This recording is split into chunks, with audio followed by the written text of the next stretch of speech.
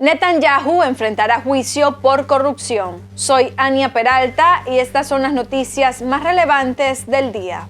El primer ministro de Israel, Benjamín Netanyahu, deberá presentarse 3 veces por semana a partir del 2 de noviembre en el juicio por corrupción que enfrenta, tras la resolución del Tribunal de Distrito de Jerusalén.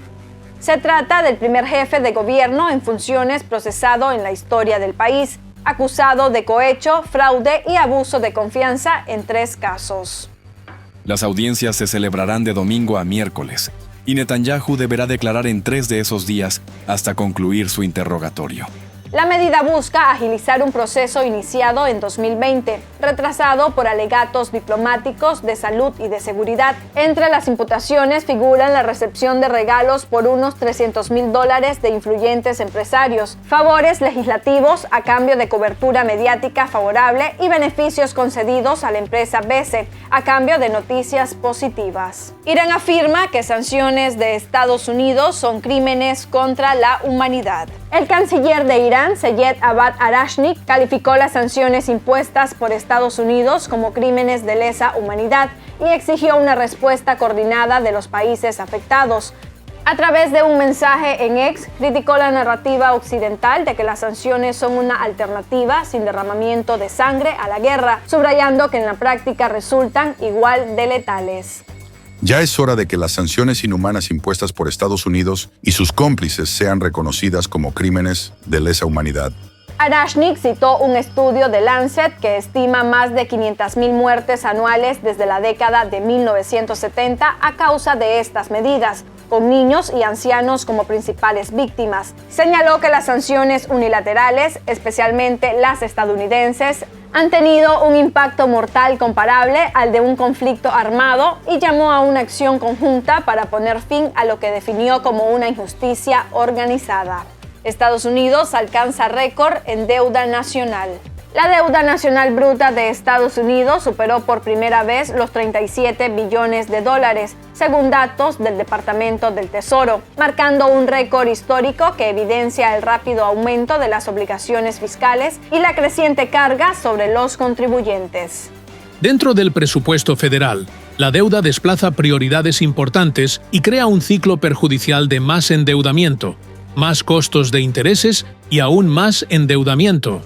El monto exacto se alcanzó 6 años antes de lo previsto por la Oficina de Presupuesto del Congreso, CBO, debido al fuerte endeudamiento durante la pandemia de COVID-19 y a recientes medidas de gasto y recortes de impuestos. La CBO calcula que la ley de recortes fiscales firmada por Donald Trump y un paquete de gasto respaldado por los republicanos añadirán 4,1 billones más en la próxima década, prolongando la escalada de deuda que ya pasó de 34 a 36 billones en menos de un año entre enero y noviembre de 2024. Hungría afirma que Rusia ya ganó la guerra. Víctor Orbán, primer ministro de Hungría, aseguró que Rusia ya ganó la guerra en Ucrania y que corresponde a Occidente aceptar ese desenlace. Sostuvo que Volodymyr Zelensky perdió la guerra y que no se trata de un conflicto activo, sino de una derrota consumada para Kiev. Ahora hablamos como si esto fuera una situación de guerra abierta, pero no lo es. Los ucranianos han perdido la guerra. Rusia ha ganado esta guerra. La única pregunta es cuándo y en qué circunstancias de los occidentales, que están detrás de los ucranianos, reconocerán que esto ha sucedido y qué seguirá a partir de ello. Asimismo, el mandatario reiteró su negativa a firmar la declaración conjunta de la Unión Europea en apoyo a Ucrania, calificándola de débil y patética al quedar el bloque fuera de la cumbre que sostendrán Putin y Trump el 15 de agosto en Alaska. También instó a la Unión Europea a negociar directamente con Moscú, advirtiendo que si no estás en la mesa de negociaciones, estás en el menú. Surgen nuevas enfermedades fatales en Gaza.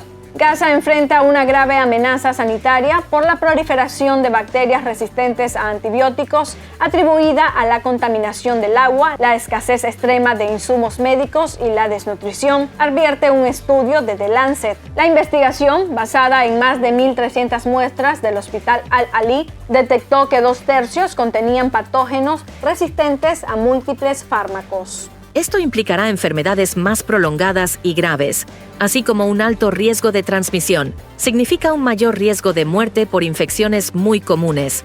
Significa más amputaciones. Es un panorama terrible. El fenómeno se agrava por el bloqueo israelí, que limita el ingreso de suministros esenciales, mientras miles de heridos y personas debilitadas por la malnutrición quedan expuestos a contagios potencialmente letales. Para conocer más sobre el acontecer internacional, visita nuestras diferentes plataformas.